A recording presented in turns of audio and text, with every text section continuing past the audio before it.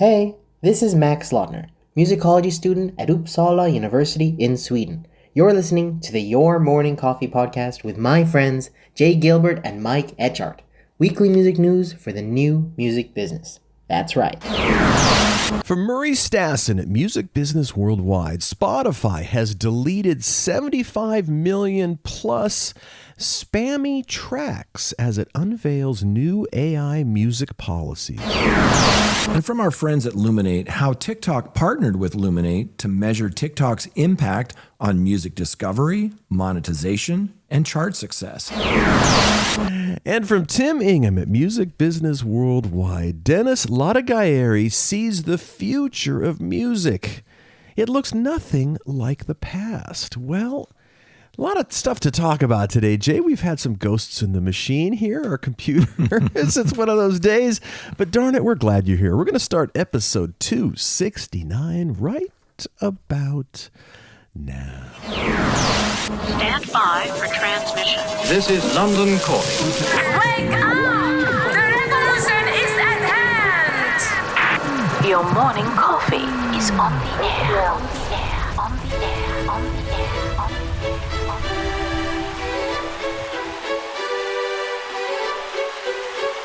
Standing by.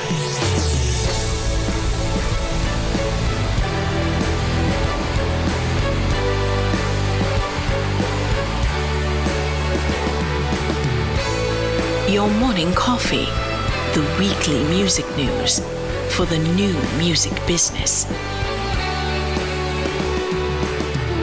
It's the highly curated, agitated, advocated, moderated, and liberated digital music information that you need to know. We are your digital music authority. And now from our studios in Hollywood, California, here's your hosts, Jay Gilbert and Mike Etchart.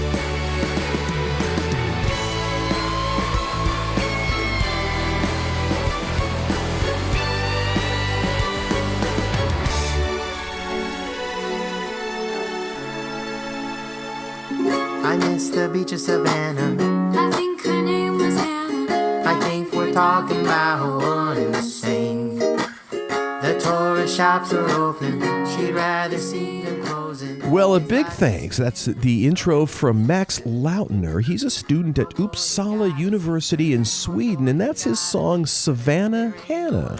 Yeah, a special shout out to Katie Crane for sharing your morning coffee and helping her students' careers inside and outside of the classroom.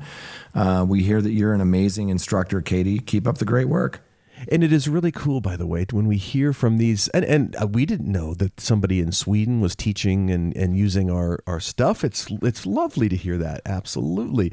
So you could look for another, by the way, special bonus episode of the Your Morning Coffee podcast. It's going to be dropping this Wednesday. It's a conversation with our friend Dan Runcie over at Trapital. Yeah, I recently sat down with Dan to talk about, the Trapital newsletter, the podcast, reports, the evolution of the music business since he's been doing this, and the three big questions he posed at the recent Trapital Summit here in Los Angeles. So watch your feed for that bonus episode, an interview with Dan Runcie. Yeah, super nice guy and a super smart guy. Yeah. Absolutely. Well, a few things in the news this week.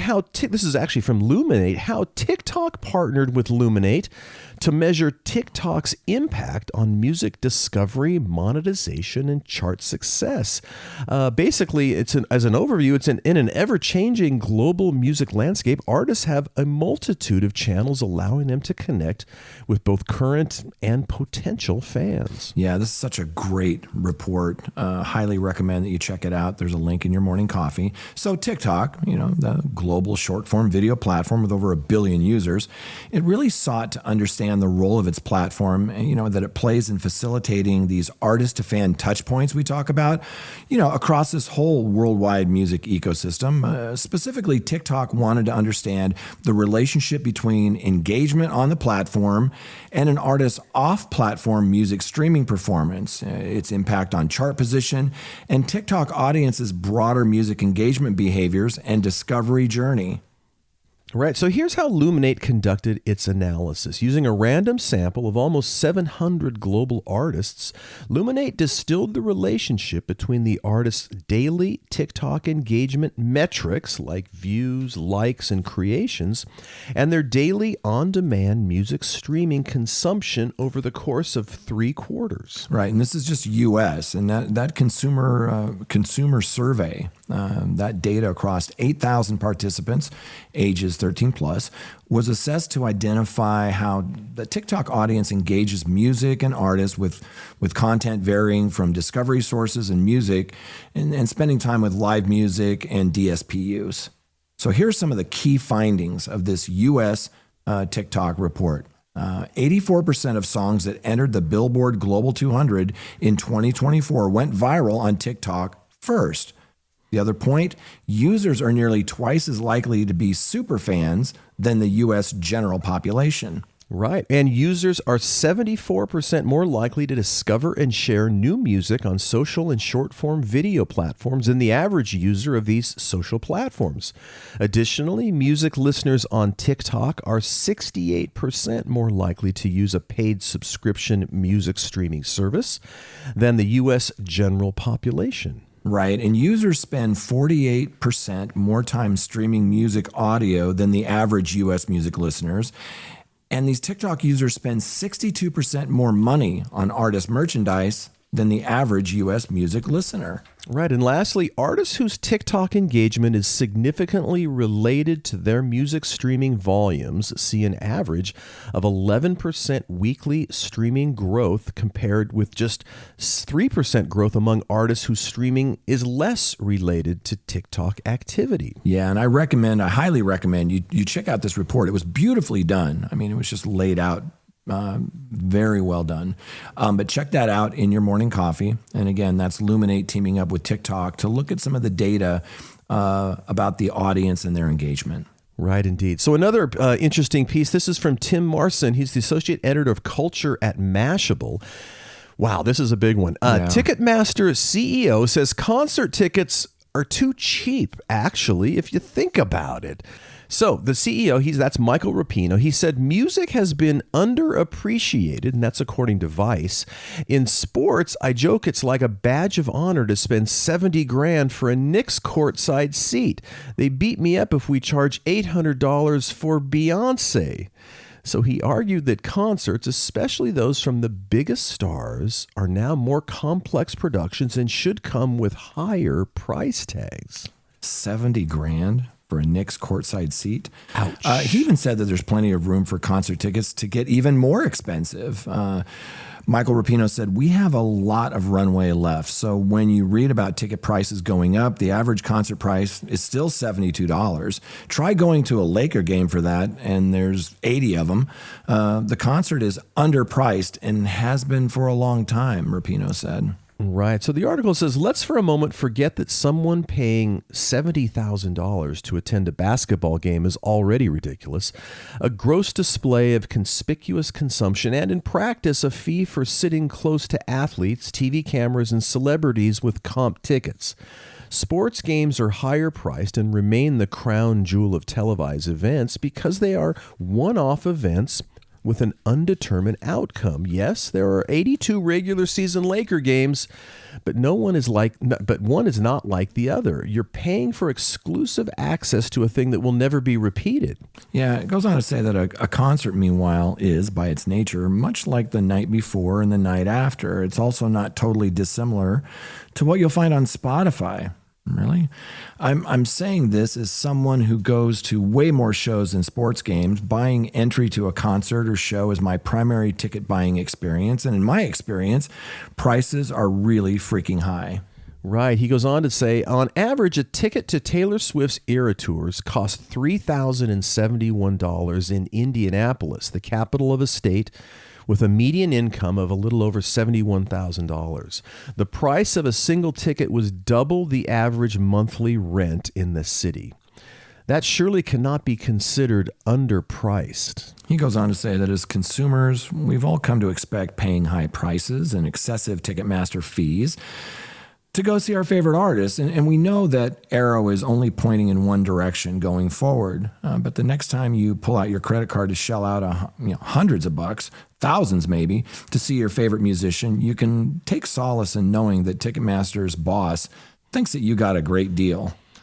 Well, I do appreciate that, of course. And of course, there is some response from different folks. Jack Antonoff says, Live Nation's CEO's remark about underpriced concert tickets breaks my heart. That's from John Blystein over at Rolling Stone.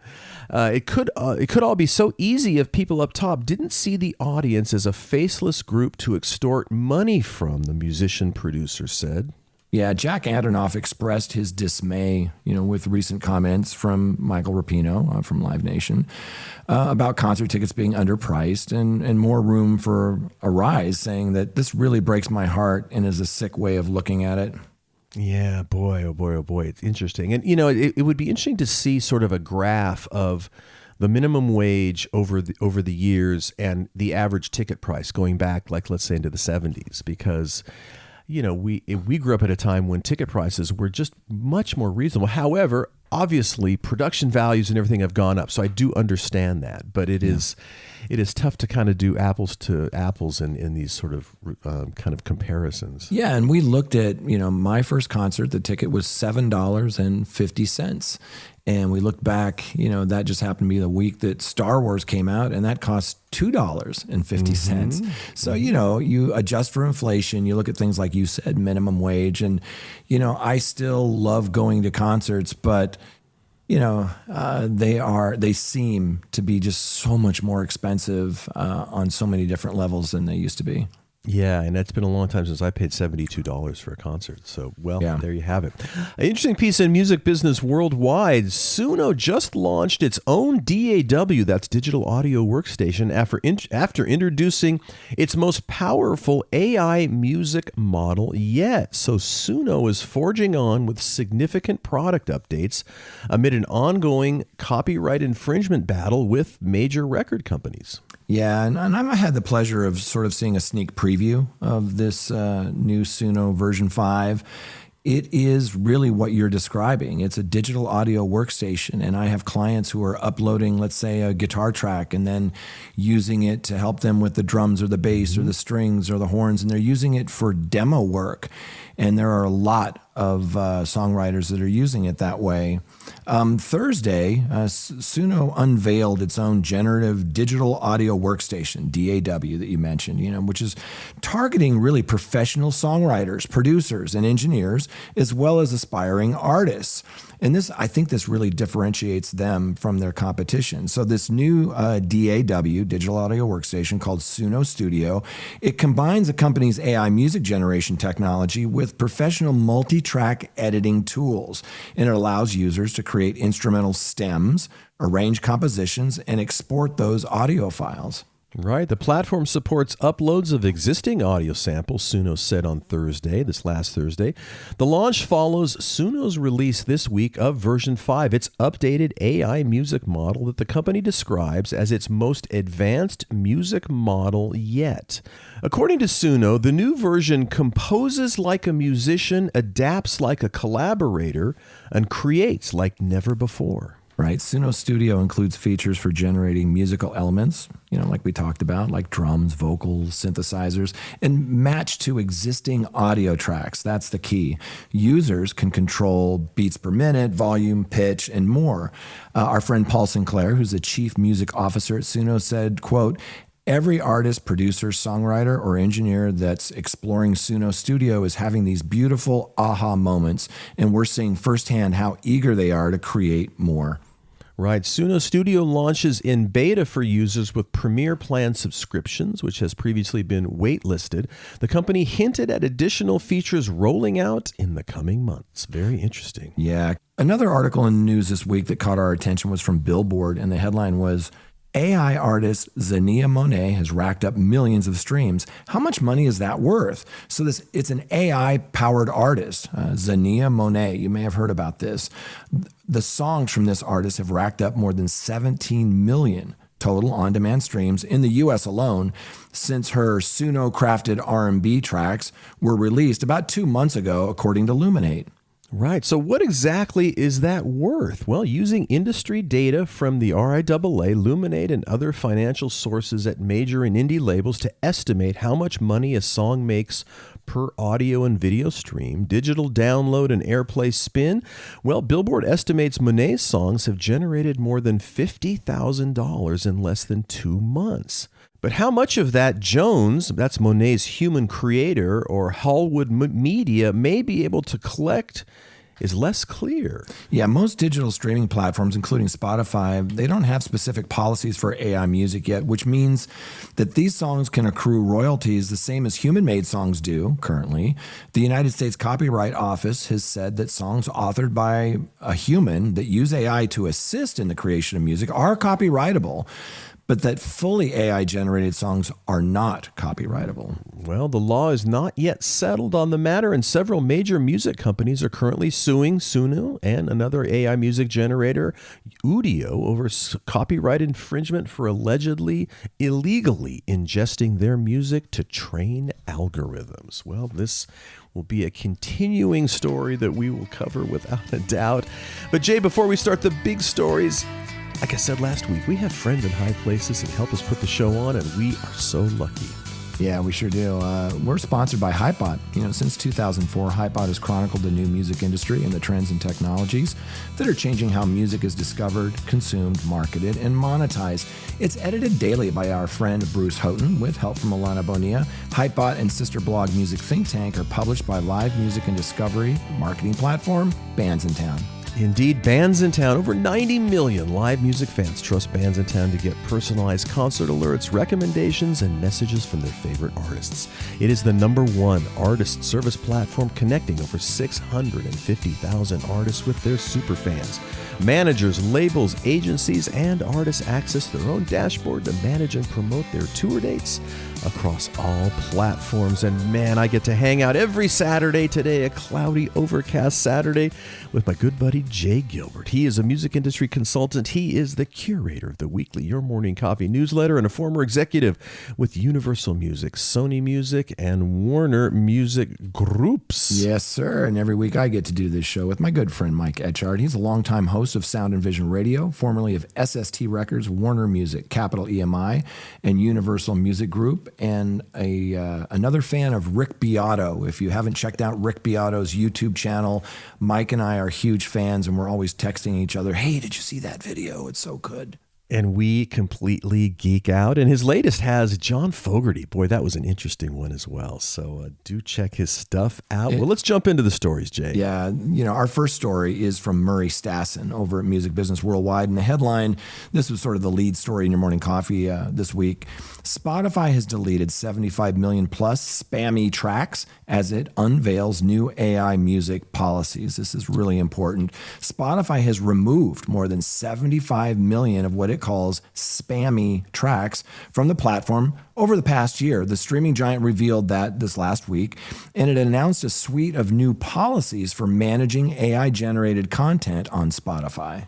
Well, the figure was disclosed during a press briefing where executives outlined a three-pronged approach to combat AI-enabled fraud while supporting legitimate artistic use of artificial intelligence tools. This is what Spotify said. In the past 12 months alone, a period marked by the explosion of generative AI tools, we've removed over 75 million spammy tracks from Spotify, and they actually confirmed that in their official blog post announcing the measures. Yeah, and the announcement comes as the streaming industry grapples with an unprecedented influx of AI-generated content. A rival platform, Deezer, recently reported that it now receives over 30,000 fully AI-generated tracks on average every day, marking a sharp increase from the 20,000 figure it reported in April and the 10,000 that it reported in January when it first launched its own proprietary AI detection tool. Right. Well, according to Deezer, up to 70% of plays for these fully AI-generated tracks have been detected as fraudulent, with the company filtering these streams out of royalty payments. Spotify's new framework comprises 3 key policies targeting different aspects of AI-related challenges, including, number 1, improved enforcement of impersonation violations, number 2, a new spam filtering system, and number 3, AI disclosures for music with industry standard credits. Right. Spotify explained that the reasoning behind the introduction of these measures, and they put this in their blog post that they posted last week, quote, at its best, AI is unlocking incredible ways for artists to create music and for listeners to discover it, they said. But they also added, at its worst, AI can be used by bad actors and content farms to confuse and deceive listeners. It can also push slop into the ecosystem and interfere with authentic artists working to build their careers. That kind of harmful AI content degrades the user experience for listeners and often attempts to divert royalties to bad actors. Right. They said the future of the music industry is being written, and we believe that aggressively protecting against the worst parts of generative AI is essential to enabling its potential for artists and producers. So here is some action that Spotify is taking. Number 1, improved enforcement of impersonation violations. So Spotify is introducing a new impersonation policy that prohibits unauthorized AI voice clones, deep fakes, and any form of vocal replicas or impersonation. Spotify is also investing in preventing what they call content mismatches, where fraudulent actors upload music to another artist's profile across streaming services. Yeah, from Spotify, they said vocal impersonation is only allowed in music on Spotify when the impersonated artist has authorized the use. We're also ramping up our investment to protect against other impersonation tactics where uploaders fraudulently deliver music, AI generated or not, to another artist's profile across streaming services. We're testing new prevention tactics with leading artist distributors to equip them to better stop these attacks at the source. Right, and Spotify added, unauthorized use of AI to clone an artist's voice exploits their identity, undermines their artistry, and threatens the fundamental integrity of their work. Some artists may choose to license their voice to AI projects, and that's their choice to make. Our job is to do what we can do to ensure that the choice stays in their hands. Right. The next thing is a new spam filtering system. Spotify is introducing a spam filter specifically designated to combat AI-enabled content manipulation. This is very important. The system will target accounts engaging in mass uploads, creating excessive duplicates, with altered metadata, manipulating SEO, and uploading tracks just over 30 seconds to accumulate that royalty-bearing stream. Sam Duboff, who's the global head of marketing and policy for the music business during the press briefing, said our new spam filter will flag tracks and uploaders using these tactics and stop recommending them across Spotify programming. Right. And the third thing, AI disclosures for music with industry standard credits. Spotify also announced that it's helping develop and will support a new industry standard for AI disclosures in music credits. Developed through DDEX, that's Digital Data Exchange. Spotify says that this standard enables artists and rights holders to clearly indicate where and how AI played a role in that track creation, whether an AI track was generated with vocals, instrumentation, or post-production. Right. The company said as this information is submitted through labels, distributors, and music partners, will begin displaying it across the app. This change is about strengthening trust across the platform. It's not about punishing artists who use AI responsibly or downranking tracks for disclosing information about how they were made. Yeah, I think this is a wave of the future, Mike. The initiative has secured broad industry support, with Spotify working alongside partners like Amuse, Audio Salad, Believe, CD Baby, DistroKid, Empire, and many, many others. Yet Spotify noted today that its total music payouts have grown from $1 billion in 2014 to $10 billion in 2024, creating significant incentives for bad actors to flood platforms with low-quality content. The company said big payouts entice bad actors. Left unchecked, these behaviors can dilute the royalty pool and impact attention for artists playing by the rules. Yeah, we saw this interesting. coming. It's really important, this transparency, which leads us beautifully into the next story. And this is from Daniel Tenser at Music Business Worldwide. The headline was Universal and Sony Music partner with new platform to detect AI music copyright theft using groundbreaking neural fingerprinting technology. That's a mouthful. So Universal and Sony plan to use what they call this groundbreaking technology to detect copyright infringement in AI-generated music. Yeah, well, the two major music companies have each partnered with a research lab that's called Sound Patrol, which has developed a patent-pending method to analyze music. Sound Patrol, which originated at Stanford University here in California, is developing what it calls a forensic AI model for audio-video fingerprinting, which it claims represents a step change from existing detection methods. Right. They say that the technology could prove to be a boon to music companies that have pursued legal action against AI companies they believe have violated the law by using copyrighted music without permission to train their AI models. This is the first of its kind technology implemented to protect all copyright holders and creators of any type of intellectual property. And again, we're going to be seeing a lot more of this news of this transparency, these platforms that are designed to track if someone has trained on your intellectual property, and hopefully to eventually monetize it. Yeah, all of these detection tools. Boy, that's really fascinating. And boy, that's got to be a lot of number crunching to figure it out. All right, our next story is by our friend Tim Ingham over at Music Business Worldwide. Dennis Latagayeri sees the future of music. It looks nothing like the past. For those that don't know, Dennis Latagayeri is the CEO of Believe Music. It's a global digital music company, and it's headquartered in France. They have several brands that you know things like TuneCore, Nuclear Blast, and Groove Attack. Well, the article starts to say Believe started in 2005 as a digital distribution pioneer, now operates across more than 50 countries, serving everyone from bedroom producers via TuneCore to established independent labels and artists seeking sophisticated marketing services. This piece is really a long read by Tim Ingham, and we encourage you to read the whole thing. There's a link in your morning coffee. We're going to give you some highlights here. On market structure, with 70% of record industry revenues now coming from outside the top 200 in most markets, Believe has built an entire business philosophy around what Latagayeri calls middle-first thinking, fundamentally different tools, deals, and strategies than those designed for superstar economics. Right. So on the Universal Downtown merger that's currently exercising regulators and some indie rivals, Latagayeri is relaxed. He says, do I think that this is going to change anything for us? I can't speak for the industry, but as a company, we feel good about our ability to compete, he says flatly. Yeah, the European Commission, he suggests, should perhaps spend more time pondering why algorithmic recommendations are creating an Anglo-American monoculture across non-charting streams in most EU markets. Right. So Dennis said the number one issue for EU-UK lawmakers may not be the downtown merger. He said it's 28% of streams being from local artists in the UK, 36% in Germany, and 41% in France.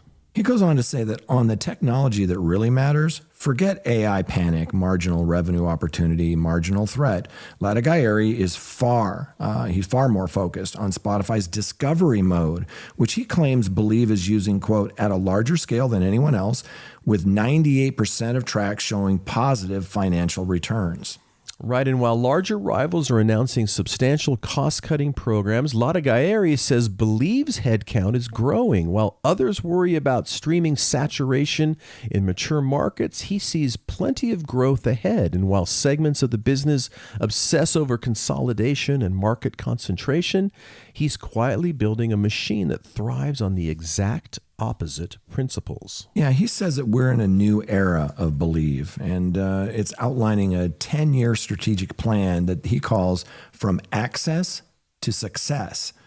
What are the key priorities you're looking at within Believe's Access to Success strategy? Number one, we're going to continue investing in scaling our artist services business. In the past 3 to 5 years, we've created 15 imprints, record labels like Kith Labo in Indonesia, Play Code in Japan, and All Night Long in France. We're going to continue to do this, he says. Right. Priority number 2, he says, is accelerating, expanding, and deepening their label services because the world is more complex than it once was, because our labels need to cut through the noise with their artists. The level of services they require goes far beyond simple distribution and financing. Yeah, he goes on to talk about how he wants to deepen the partnerships with DSPs, whether it's Spotify through Discovery Mode, Marquee, or Showcase, or TikTok or YouTube. It's all about putting these partnerships at the center of monetizing catalog and developing artists. There's a much better alignment that needs to happen in the next 10 years with the DSPs, he says. He says our 5th priority is people. We need to upskill everyone in how to do more sophisticated digital marketing to deliver better value to the artists and labels and build the tools to make that happen. There's a lot of work to do in building the software that our internal teams use to serve their clients. Yeah, and finally he says, do I think UMG buying Downtown is going to change anything for us? He says, I can't speak for the industry, but as CEO of Believe, as a company, we feel very good about our ability to compete. And finally, he says, I think that we'll be able to deliver a superior quality of service to our artists and labels. Really great read. Those are just some highlights. We highly encourage you to read Tim Ingham's entire interview. It's a long read, but it's a good read. It's a good read, absolutely. Hey, and it's time to wrap up the show. We want to thank everyone for listening. If you enjoyed the show, please tell just one friend. Jay and I would certainly appreciate it. Big thanks to our friends over at Hypebot and Bands in Town. Couldn't do it without them. Music by the Licorice Quartet. And on behalf of my good friend Jay Gilbert, I'm Mike Etchart. Thanks for listening. We'll be back next time on the Your Morning Coffee Podcast.